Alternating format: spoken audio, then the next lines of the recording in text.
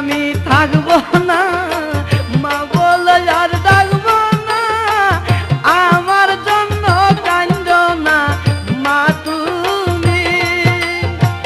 মা গো তোমার দুধের ঋণ সুদ হবে না কোনোদিন।